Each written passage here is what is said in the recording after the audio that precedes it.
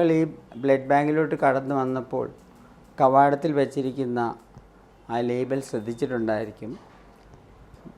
രക്തം ദൈവത്തിൻ്റെ വരദാനമാണ്, അത് മറ്റുള്ളവരുമായി പങ്കുവയ്ക്കൂ. വളരെ അർത്ഥവത്തായ ഒരു കാര്യമാണിത്. നമ്മുടെ രാജ്യത്തും ലോകത്തെമ്പാടും വളരെയധികം മാതാപിതാക്കൾക്കും സഹോദരി സഹോദരന്മാർക്കും ഭാര്യ ഭർത്താക്കന്മാർക്കും കുട്ടികൾക്കും അവരുടെ വേണ്ടപ്പെട്ടവരെ തിരിച്ചു കിട്ടുന്നത് വിശാല മനസ്കരായിട്ടുള്ള രക്തദാതാക്കളുടെ സന്നദ്ധത ഒന്നുകൊണ്ട് മാത്രമാണ്.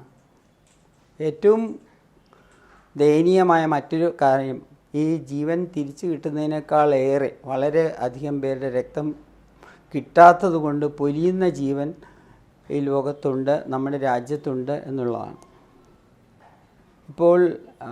ഇപ്പോഴത്തെ അവസ്ഥയിൽ നിങ്ങൾക്ക് അറിയാം, ഈ ഡെങ്കിപ്പനി പടർന്നു പിടിച്ചിരിക്കുന്ന സന്ദർഭത്തിൽ പ്ലേറ്റ്ലെറ്റിൻ്റെ അഭാവം കൊണ്ട് തന്നെ നമ്മുടെ നാട്ടിൽ വളരെയേറെ മരണങ്ങൾ ഉണ്ടായിട്ടുണ്ട്. രക്തത്തിന് പകരം വയ്ക്കാനായിട്ട് ഒരു ദ്രാവകവും ഇന്ന് വരെ കണ്ടുപിടിച്ചിട്ടില്ല. സമീപ ഭാവിയിൽ കണ്ടുപിടിക്കാനുള്ള സാധ്യതയും വളരെ കുറവാണ്. കണ്ടുപിടിച്ചാൽ തന്നെ നമ്മുടെ സാമ്പത്തിക ഭദ്രതയില്ലാത്ത ഇന്ത്യയെ പോലുള്ള രാജ്യങ്ങൾക്ക് അത് താങ്ങാനാവുന്നതുമല്ല. രക്തദാനത്തിന് പ്രത്യേക നിബന്ധനകളൊന്നുമില്ലായിരുന്നു. ഞാൻ കോട്ടയം മെഡിക്കൽ കോളേജിൽ 1969 ചേരുമ്പോഴും 74 പാസ്സാകുമ്പോഴും ഇറങ്ങുമ്പോൾ യാതൊരു നിബന്ധനകളും നിലവിലില്ലായിരുന്നു. 2006 ജനുവരി 6 ഒരു പബ്ലിക് ഇൻട്രസ്റ്റ് ലിറ്റിഗേഷൻ ബഹുമാനപ്പെട്ട സുപ്രീം കോടതിയുടെ മുൻപാകെ വരികയും സുപ്രീം കോടതിയുടെ തീരുമാനമനുസരിച്ച് പാർലമെൻറ്റ് ഇതിന് വേണ്ട നടപടിക്രമങ്ങൾ ചെയ്യുകയും ചെയ്തതിനെ തുടർന്ന് രക്തത്തിനെ ഡ്രഗ്സ് ആൻഡ് കോസ്മെറ്റിക്സ് ആക്റ്റിൽ പെടുത്തി ഒരു മരുന്നായി ഡിഫൈൻ ചെയ്യുകയും രക്തദാതാവിൻ്റെയും സ്വീകർത്താവിൻ്റെയും സുരക്ഷ ഉറപ്പുവരുത്തുന്നതിനുള്ള എല്ലാ മാനദണ്ഡങ്ങളും പാലിച്ചുകൊണ്ട് മാത്രമേ ഒരു രക്തബാങ്ക് നടത്താവുള്ളൂ എന്ന് തീരുമാനിക്കുകയും ചെയ്തു. അതിനെ തുടർന്ന് ഇന്ത്യയിലുള്ള എല്ലാ രക്തബാങ്കുകളുടെയും ലൈസൻസ് നഷ്ടപ്പെടുകയും ഒരു ലൈസൻസിങ് പ്രൊസീജിയർ ഉണ്ടാവുകയും ചെയ്തു. അതുകൊണ്ട് രക്തദാനം ഒരു അംഗീകൃത രക്തബാങ്കിൽ മാത്രമേ നടത്താൻ പാടുള്ളൂ, അല്ലാതെ വേറൊരിടത്ത് ചെയ്യാൻ പാടില്ല. രക്തദാനത്തിന് ഉപയോഗിക്കുന്ന ബാഗുകൾ ലൈസൻസ് ഉള്ള ഒരു ബ്ലഡ് ബാങ്കിന് മാത്രമേ വിൽക്കാവുള്ളൂ. ലൈസൻസ് ഇല്ലാതെ രക്തമെടുക്കുന്നത് ഒരു ക്രിമിനൽ കുറ്റമാണ്. പല ആശുപത്രികളും ഈ കാര്യം ചെയ്യുന്നുണ്ടെന്ന് സുഹൃത്തുക്കൾക്കും ഡോക്ടർമാർക്കും ഒക്കെ അറിയാം. പക്ഷേ അത് 6 മാസം ശിക്ഷയും 50,000 രൂപ മുതൽ 3 ലക്ഷം രൂപ വരെ ഫൈനും അടയ്ക്കേണ്ട ഒരു കുറ്റമായിട്ട് മാറും. രക്തദാനം നടത്തുമ്പോൾ ശ്രദ്ധിക്കേണ്ട പ്രധാനപ്പെട്ട കാര്യങ്ങൾ, ഇപ്പോഴും ഞങ്ങളൊക്കെ പഠിച്ചിരുന്ന കാലത്ത് ഇങ്ങനെയുള്ള നിബന്ധനകളൊന്നുമില്ല. ഇപ്പോൾ 18 വയസ്സിനും 65 വയസ്സിനും ഇടയ്ക്ക് ആരോഗ്യവാന്മാരായ എല്ലാവർക്കും രക്തം ദാനം ചെയ്യാനുള്ള അവസരമുണ്ട്. അതിൽ പ്രധാനപ്പെട്ട കണ്ടീഷൻസ് എല്ലാവർക്കും 45 കിലോയിൽ കൂടുതൽ തൂക്കമുണ്ടായിരിക്കണം, ഹീമോഗ്ലോബിൻ 12.5 ഗ്രാമിൽ കൂടുതലായിരിക്കണം, മറ്റ് കാര്യമായ അസുഖങ്ങളൊന്നും ഉണ്ടാകരുത്, ശരീര ഊഷ്മാവ് നോർമലായിരിക്കണം, ബ്ലഡ് പ്രഷറും നോർമലായിരിക്കണം. ഇങ്ങനെയുള്ളവർ വന്നു കഴിഞ്ഞാൽ അവരുടെ അടുത്ത് ആദ്യം ഒരു ചോദ്യാവലി കൊടുക്കും. ചോദ്യാവലിയിൽ വളരെ സത്യസന്ധമായിട്ട് ആ ചോദ്യാവലി ഉത്തരം നൽകേണ്ടതാണ്. ആ ചോദ്യാവലിയുടെ പ്രധാനപ്പെട്ട ഉദ്ദേശം തന്നെ നമ്മൾക്ക് എന്തെങ്കിലും ബുദ്ധിമുട്ടുണ്ടെങ്കിൽ സ്വയം മാറിപ്പോകുന്നതിനുള്ള അവസരമൊരുക്കുകയാണ്. അതിൽ തന്നെ ആർക്കൊക്കെ കൊടുക്കാം, ആർക്കൊക്കെ കൊടുക്കാൻ പാടില്ല എന്ന് വ്യക്തമായിട്ട് എഴുതിയിട്ടുണ്ട്. ഒരു ഉദാഹരണം പറയുകയാണെങ്കിൽ, നമ്മൾ പ്രസവത്തിന് ശേഷം 1 വർഷത്തേക്ക് രക്തദാനം നൽകാൻ പാടില്ല. ഒരു മേജർ സർജറിക്ക് ശേഷം 1 വർഷത്തേക്ക് രക്തദാനം ചെയ്യാൻ പാടില്ല. ടെറ്റനസ് ടോക്സോയിഡ് എടുത്താൽ ഒരാഴ്ചത്തേക്ക് രക്തദാനം ചെയ്യാൻ പാടില്ല. അങ്ങനെയുള്ള എല്ലാ വേരിയബിൾസും, ഒരു 20 വേരിയബിൾസ് ഉണ്ട്. ആ വേരിയബിൾസൊക്കെ അതിനകത്ത് ക്വസ്റ്റ്യനറിലുണ്ട്. ആ ചോദ്യാവലി സത്യസന്ധമായി നമ്മൾ പൂരിപ്പിച്ച് കൊടുത്തിട്ട് അതിലെന്തെങ്കിലും നമുക്ക് ബുദ്ധിമുട്ടുണ്ടെങ്കിൽ നമ്മൾ ഒഴിവാക്കി കൊടുക്കുകയാണ് അതിൻ്റെ പതിവ്. ഈ ചോദ്യാവലി പൂരിപ്പിച്ചതിന് ശേഷം ഈ ദാതാവ് ഒരു കൗൺസിലറുടെ അടുത്ത് പോകുന്നു. കൗൺസിലർ ഈ ചോദ്യാവലിയിൽ തന്നിരിക്കുന്ന ഉത്തരങ്ങൾ പരിശോധിക്കുന്നു. ഈ ദാതാവുമായിട്ട് സംസാരിച്ചതിന് ശേഷം എന്തെങ്കിലും ബുദ്ധിമുട്ടുണ്ടോ എന്ന് പരിശോധിക്കുന്നു. ഇത് കൗൺസിലറുടെ അസസ്മെൻറ്റിന് ശേഷമാണ് ബാക്കി പരിശോധനകളിലേക്ക് നടക്കുന്നത്. അവർ ഹീമോഗ്ലോബിനും വെയ്റ്റും ടെമ്പറേച്ചറും റെക്കോർഡ് ചെയ്തതിന് ശേഷം മെഡിക്കൽ ഓഫീസറുടെ അടുത്ത് വരുന്നു. മെഡിക്കൽ ഓഫീസർ ഒരു വൈദ്യപരിശോധന നടത്തിയതിന് ശേഷമാണ് രക്തമെടുക്കുന്നത്. ഇത്രയും കാര്യങ്ങൾ ഉറപ്പുവരുത്തുന്നത് ദാതാവിൻ്റെ സുരക്ഷ ഉറപ്പുവരുത്തുന്നതിന്. ദാതാവിന് ടെസ്റ്റ് റിസൾട്ട് അറിയണമെന്നുണ്ടെങ്കിൽ അതിൽ രേഖപ്പെടുത്താം, രക്തം ദാനം ചെയ്യുന്ന ആ ഫോമിൽ രേഖപ്പെടുത്താം. രക്തദാനത്തിന് ശേഷം ഞങ്ങൾ 5 രോഗങ്ങളിൽ നിന്ന് വിമുക്തമാണെന്ന് ഉറപ്പുവരുത്തിയതിന് ശേഷമേ രോഗിക്ക് നൽകുകയുള്ളൂ. ആ 5 രോഗങ്ങൾ AIDS, hepatitis B, hepatitis C, malaria, syphilis എന്നിവയാണ്. ഈ രോഗങ്ങളുടെ പരിശോധനാ ഫലം അറിയണമെന്ന് താല്പര്യമുണ്ടെങ്കിൽ ഈ നമ്മൾ കൊടുക്കുന്ന ചോദ്യാവലിയിൽ രേഖപ്പെടുത്തിയാൽ പരിശോധന റിസൾട്ട് മെഡിക്കൽ ഓഫീസർ നേരിട്ട് ആ രോഗിയെ വിളിച്ച് ബ്ലഡ് ബാങ്കിൽ വിളിച്ചു വരുത്തി സംസാരിച്ച് പറഞ്ഞു കൊടുക്കും. എന്തെങ്കിലും പോസിറ്റീവായിട്ടുണ്ടെങ്കിൽ ഗവൺമെൻറ് ആശുപത്രികളിൽ അതിനുള്ള സൗകര്യം ഉണ്ടെങ്കിൽ ആ ഗവൺമെൻറ് ആശുപത്രിയിൽ ഗ്യാസ്ട്രോഎൻട്രോളജി സാധാരണ പോസിറ്റിവിറ്റി വരുന്ന ഹെപ്പറ്റൈറ്റിസ് ബിയും ഹെപ്പറ്റൈറ്റിസ് സിയുമാണ്. എയ്ഡ്സ് ഞങ്ങൾക്ക് ഇതുവരെ 2 കേസേ കിട്ടിയിട്ടുള്ളൂ. അപ്പോൾ ഹെപ്പറ്റൈറ്റിസ് ബിയും ഹെപ്പറ്റൈറ്റിസ് സിയും പോകേണ്ട ഗ്യാസ്ട്രോഎൻട്രോളജിസ്റ്റാണ്. അതിന് സൗകര്യമുള്ള ഹോസ്പിറ്റലിലേക്ക് നമ്മൾ റെഫറൻസ് കൊടുക്കും. ഇതിന് ശേഷം രക്തദാതാവ് രക്തദാനത്തിനൊരുങ്ങുന്നു. രക്തദാനം എത്ര രക്തമെടുക്കുന്നു എന്ന് തീരുമാനിക്കുന്നത് രക്തദാതാവിൻ്റെ തൂക്കം കണക്കിലാക്കി എടുത്തിട്ടാണ്. 45 കിലോയിൽ മുകളിലുള്ളവരുടെ 45നും 55നും ഇടയ്ക്കുള്ളവരുടെ ശരീരത്തിൽ നിന്നും 350 മില്ലിയും 55 കിലോയ്ക്ക് മുകളിലുള്ളവരുടെ നിന്ന് 450 മില്ലി എടുക്കാനുള്ള അനുവാദമാണ് ഉള്ളത്. ഒരാളുടെ ശരീരത്തിൽ 1 കിലോഗ്രാമിന് 77 ml പുരുഷന്മാരിലും 67 ml സ്ത്രീകളിലുമുണ്ട്. നമുക്ക് ഗവൺമെൻറ്റിൽ നിന്നുള്ള അനുവാദം ഒരു ആളിൽ നിന്ന് 8 ml പെർ കിലോഗ്രാം എടുക്കാനുള്ള അനുവാദമേ ഉള്ളൂ. അപ്പോൾ എല്ലാവർക്കും ഇവൻ പി ടി ഉഷയ്ക്കാണേലും ഓടുന്നതിന് 50 ml പെർ കിലോഗ്രാമേ ആവശ്യമുള്ളൂ. അപ്പോൾ ഒരു സ്ത്രീക്ക് 17 ml പെർ കിലോഗ്രാമും പുരുഷന് 27 ml പെർ കിലോഗ്രാമും കൂടുതലായിട്ട് ദൈവം തന്നിട്ടുണ്ട്. അതിൽ നിന്ന് 8 ml എടുക്കാനുള്ള അനുവാദം മാത്രമേ ഗവൺമെൻറ്റിൽ നിന്ന് നൽകിയിട്ടുള്ളൂ.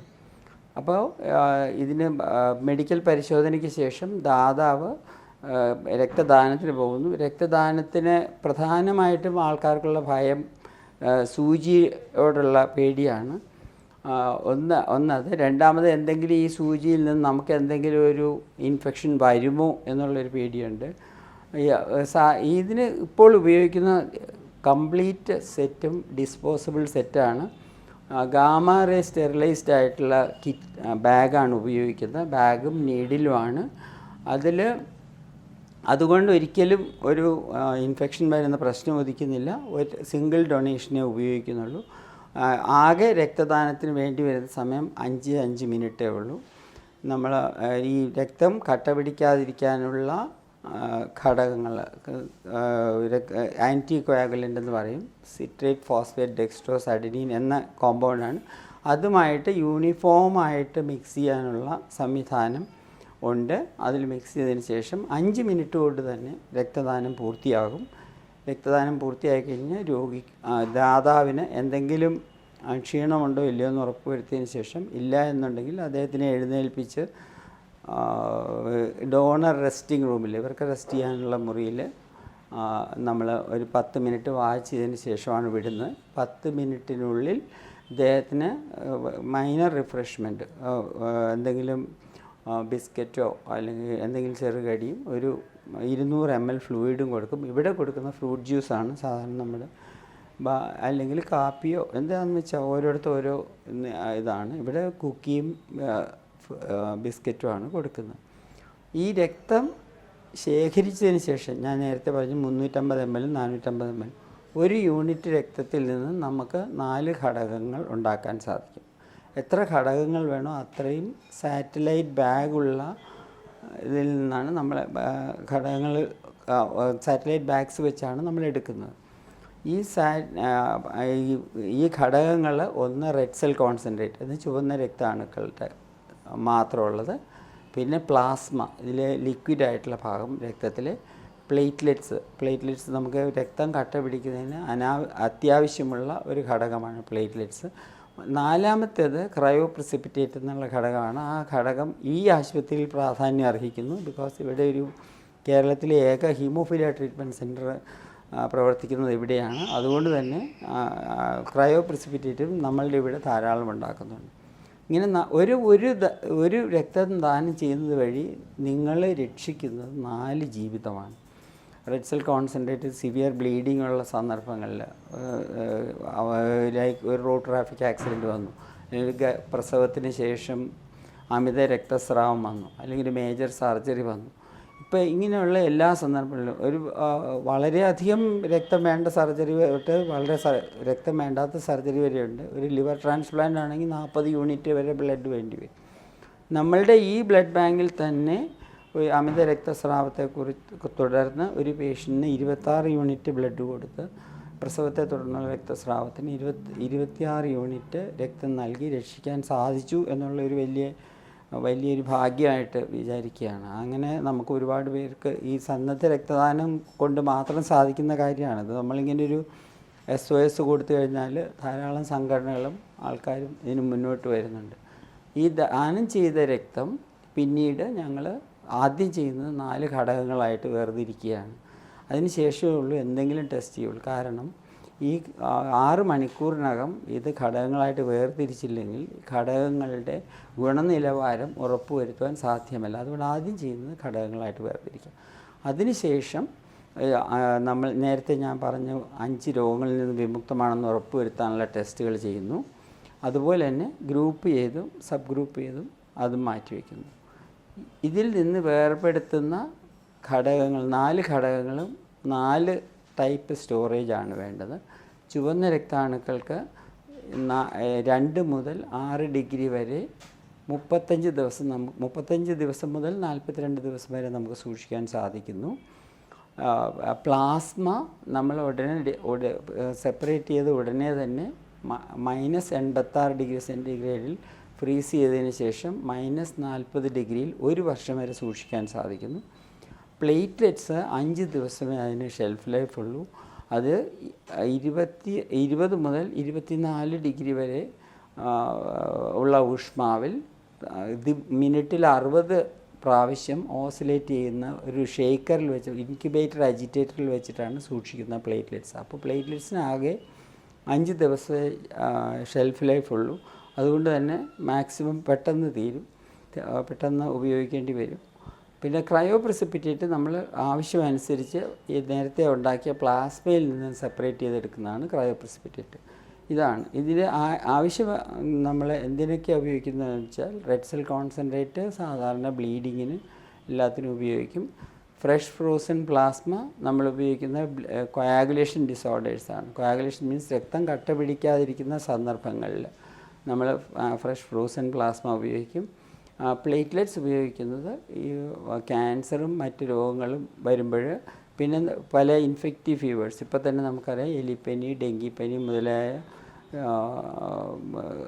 സന്ദർഭങ്ങളിൽ നമ്മൾ പ്ലേറ്റ്ലെറ്റ്സ് ഉപയോഗിക്കുന്നു. ക്രയോ പ്രിസിപ്പിറ്റേറ്റ് ഹീമോഫീലിയ രോഗികൾക്ക് വേണ്ടിയാണ് പ്രധാനമായിട്ട് ഉപയോഗിക്കുന്നത്. പക്ഷേ എല്ലാ ബ്ലീഡിങ്ങിലും ഉപയോഗിക്കാം, പക്ഷേ പ്രധാനമായിട്ട് ഹീമോഫീലിയ രോഗികൾക്കായിട്ടാണ് ഉപയോഗിക്കുന്നത്.